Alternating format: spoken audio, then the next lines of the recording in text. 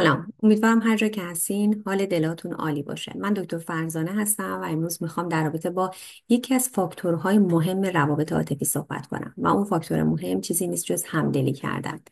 در واقع یکی از فاکتورهایی که منجر به این میشه که شما عزیزان به جلسات مشاوره یا درمان برین، همدلی کردن با فرد مقابلتونه. یعنی زمانی که شما احساس درد میکنین، هیجانات ناخوشایند تجربه میکنین، یا زمانی که دارین در مورد یکی از موضوعاتی که شما رو اذیت کرده با پارتنرتون صحبت میکنین، احساس درک شدن یا فهمیده شدن یا شنیده شدن رو از فرد مقابلتون نگرفتین.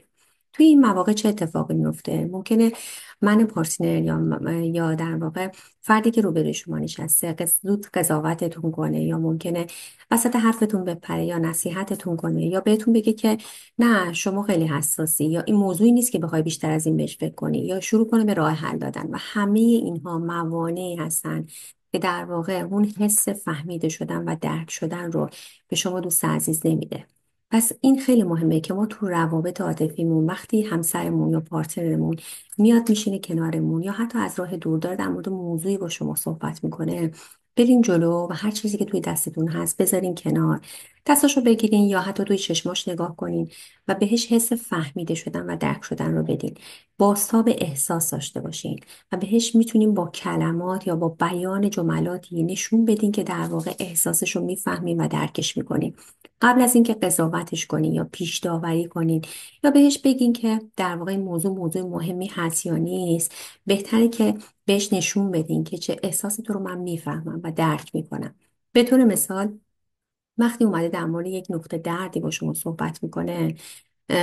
مثلا در مورد خستگیاش صحبت میکنه، میتونیم بگین که اینطور که متوجه شدم یا اینطور که من الان فهمیدم تو خیلی احساس خستگی میکنی، یا الان عصبانی هستی یا چیزی ناراحتت کرده، میخوای در موردش بیشتر با هم صحبت کنیم، یا بیا بشین یه خورده در مورد این موضوع با هم دیگه حرف بزنیم. یا حتی اگر فرصت نداریم به گفتگو، میتونیم بهش پیشنهاد بدین که اگه دوست داشته باشی امروز بعد از ظهر وقتمون رو با هم خالی کنیم و در مورد موضوعی که تو رو اذیتت کرده با هم گفتگوی بهتری داشته باشیم. وقتی ما این کار رو انجام میدیم و از این تکنیک و از این روش یا در واقع از این مهارت توی روابط عاطفیمون استفاده میکنیم، در واقع معجزه‌ای توی رابطه رخ میده، چون حس فهمیده شدن و درک شدن احساس ارزشمندی به فرد مقابلتون میده